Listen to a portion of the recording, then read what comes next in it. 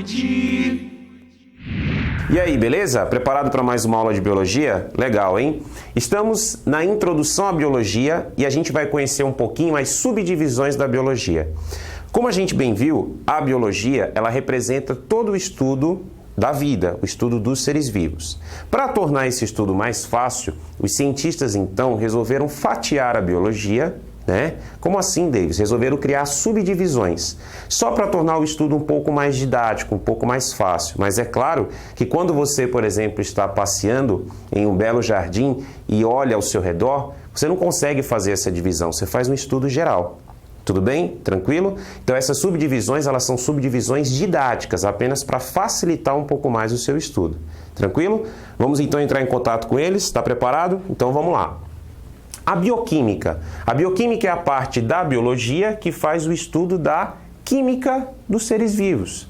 Como assim, Davis? É dentro da bioquímica que a gente vai conversar um pouquinho sobre a importância de algumas substâncias químicas, as suas reações, as suas consequências para aquele ser vivo, tá? Já na citologia, a gente faz o estudo das células. Então é lá que a gente conhece as partes que compõem a célula, o que cada parte faz, tá? Que tipos de reações químicas básicas cada uma das regiões da célula executa, qual é a diferença de uma célula animal para uma vegetal, para uma célula de bactéria. Então tudo isso é feito dentro da citologia, ok? A bioenergética já é a parte da biologia que trabalha as transformações de energia. De maneira muito rápida, você já deve ter aprendido, né, que os vegetais, os seres fotossintetizantes, eles são capazes, por exemplo, de pegar a energia solar e transformar essa energia de tal forma que ela fica presa nas substâncias químicas que ele produz. E que todos os seres vivos, quando pegam essas substâncias, agora químicas, orgânicas, e quebram pela respiração ou fermentação, liberam essa energia para a sua sobrevivência. Então veja que legal, eu saí da energia luminosa, energia solar, transformei na energia das substâncias orgânicas e depois retransformei numa outra energia, que é a energia útil, que mantém a vida, tá? Então esses processos de transformação de energia ou de transformações de energia, a gente estuda na bioenergética, tranquilo? A embriologia já é a parte da biologia que estuda o desenvolvimento embrionário. Então, logo após uma fecundação, eu origino um zigoto. Esse zigoto começa então a sofrer um processo de multiplicações, um processo de desenvolvimento, crescimento, e isso tudo caracteriza-se, né, como sendo a embriologia, o estudo do desenvolvimento embrionário. Tranquilo? Temos então a histologia, que é o estudo dos tecidos, né? Os tecidos, que nada mais são do que um conjunto de células de um determinado indivíduo, e células essas que têm uma mesma origem e vão desempenhar em conjunto uma determinada função, os tecidos são estudados pela histologia. Nós temos a histologia animal e nós temos a histologia vegetal. Tudo bem? Muito bem. A anatomia e a fisiologia, elas andam normalmente juntas. Por quê? Porque quando eu explico a forma de um determinado órgão ou a estrutura de um determinado sistema do corpo de um indivíduo, eu acabo associando a sua função. Esse estudo mais separado, ele é um estudo que perdeu um pouco a forma como ele era visto em décadas passadas. Antigamente as pessoas eram obrigadas a decorar nomes de ossos, nomes de músculos, nomes de estruturas, simplesmente por decorar. Simplesmente porque tinha na prova aquela estrutura com uma seta perguntando o que era. Hoje esse estudo é um estudo mais dinâmico, onde você, claro, precisa saber o que é aquela estrutura, mas principalmente o que ela faz, qual a importância dela para o indivíduo. Tranquilo?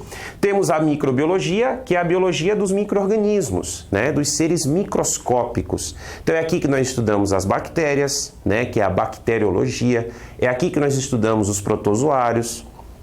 Tudo bem? É aqui que nós estudamos as algas, é aqui que nós estudamos os fungos. Tranquilo? Então é nesse momento que a gente faz o estudo desses seres microscópicos. Seres esses que muitas vezes só são vistos com a ajuda de microscópios, né? De aparelhos de ampliação de imagem.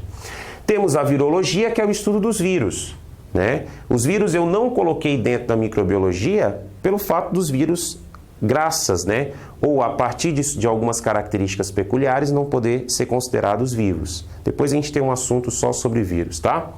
A zoologia é o estudo dos animais, classificação dos animais, a parte referente a estrutura dos animais, quem são esses animais, como eles se organizam, então tudo isso está dentro da zoologia. A mesma coisa serve para as plantas, e aí nas plantas nós temos a botânica. Tudo bem? Vou só aqui apagar a lousa, organizar e a gente volta com mais. Muito bem, continuando, o que nós temos aqui? Outras subdivisões. A genética, por exemplo. A genética é a parte da biologia que estuda a hereditariedade. Hereditariedade, que é essa capacidade que os seres vivos têm de transmitir suas características genéticas para os seus descendentes. Então, esse processo de transmissão de características hereditárias é o que a gente chama de hereditariedade. Tudo bem?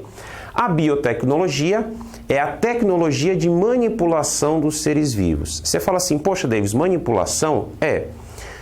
Pensa bem comigo.